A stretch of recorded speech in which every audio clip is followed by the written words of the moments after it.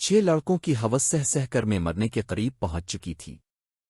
جب 7واں لڑکا کمرے میں داخل ہوا تو میرے ہوش اڑ گئے کیونکہ میری مجبوریوں نے مجھے پہلے ہی مار ڈالا تھا۔ میں پیچھے ہٹ بھی نہیں سکتی تھی۔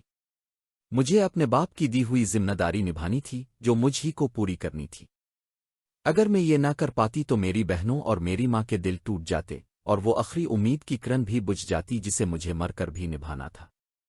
میں ہر طرح کوشش کے باوجود کچھ کر نہیں پا رہی تھی۔ سوچ سوچ کر میرا برا حال تھا کہ اب یہ سب کیسے ہوگا۔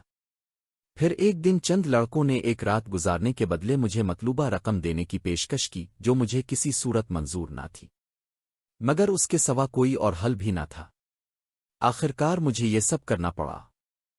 خود کو مار کر میں نے اپنی بہنوں کو ان کی منزل تک پہنچا دیا تھا۔ میرے ساتھ جو کچھ ہوا اس درد کی خبر میرے سوا کسی کو نہ تھی۔ میں نے خود کو قربان کر دیا تھا تاکہ اپنوں کے خواب اور امیدیں ٹوٹنے سے بچ جائیں۔ بس اس وقت میں ہی باقی نہ بچی تھی۔ ان لڑکوں نے مجھے اس طرح نوچا کہ آج بھی وہ درد محسوس ہوتا ہے اور میری نیندیں برباد ہو چکی تھیں۔ مگر مر کر بھی کیسے جیا جاتا ہے یہ میں نے اس کے بعد جانا۔ اس ظالم دنیا میں رحم نہیں ہے۔ اب میری کہانی سن کر درد محسوس کریں گے۔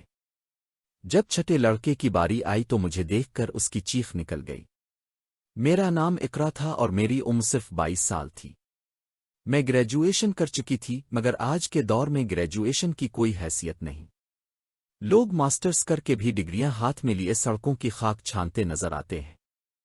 اس حقیقت کا اندازہ مجھے اس وقت ہوا جب میں نوکری کی تلاش میں نکلی۔ ہر کمپنی کے باہر نوجوانوں کی لمبی قطاریں لگی ہوتیں۔ ایسے میں مجھ جیسی لڑکی کو نوکری کہاں ملتی جس کے پاس نہ تجربہ تھا اور نہ بڑی ڈگری۔ ابا کے انتقال نے میری کمر توڑ دی تھی۔ وہ گھر کے واحد کفیل تھے اور ہم 3 بہن بھائی تھے۔ بڑی بہن نے تعلیم حاصل نہیں کی تھی اس لیے کمانے کی ذمہ داری میرے کندھوں پر آ گئی۔ ابتدا میں رشتہ داروں اور پڑوسیوں نے مدد کی مگر آہستہ آہستہ سب اپنی زندگیوں میں مصروف ہو گئے۔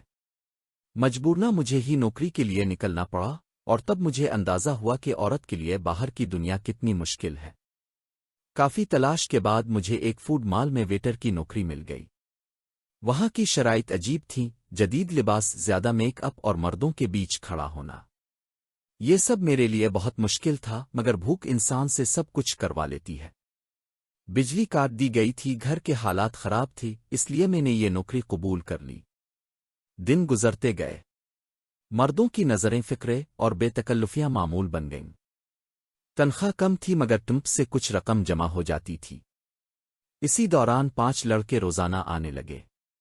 بات چیت بڑی تو ایک دن میں نے اپنی مجبوری بتا دی۔ انہوں نے 1 لاکھ روپے دینے کی پیشکش کی مگر اس کے بدلے مجھ سے 1 رات مانگی۔ میں نے انکار کیا مگر حالات نے مجھے تھکا دیا تھا۔ جب گھر میں بہن کی شادی کی بات آئی، جہیز کی فہرست سامنے رکھی گئی اور 1 مہینے کا وقت دیا گیا تو میں ٹوٹ سی گئی۔ آخرکار میں نے ان لڑکوں کی شرط مان لی۔ گھر والوں سے جھوٹ بولا کہ کمپنی میں کام کی وجہ سے رات رکنا ہوگا۔ اس رات انہوں نے مجھ پر کوئی رحم نہ کیا۔ جب چھٹا لڑکا آیا تو اس نے مجھے اس حال میں دیکھا کہ بستر خون سے بھرا تھا اور میں آخری سانسیں لے رہی تھی۔ وہ مجھے فوراً اسپتال لے گیا۔ کئی گھنٹوں بعد میری جان بچی۔ وہ ان کا دوست تھا مگر اس کے اندر ابھی انسانیت باقی تھی۔ اس نے نہ صرف میری جان بچائی بلکہ بعد میں مجھے باعزت نوکری کی پیشکش بھی کی۔ میں اللہ کی شکرگزار تھی کہ ابھی مجھ پر اور ذمہ داریاں تھیں۔ اللہ کسی کو ایسی مجبوری میں نہ ڈالے۔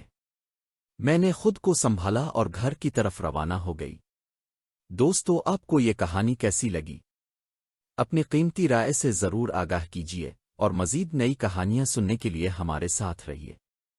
بہت شکریہ۔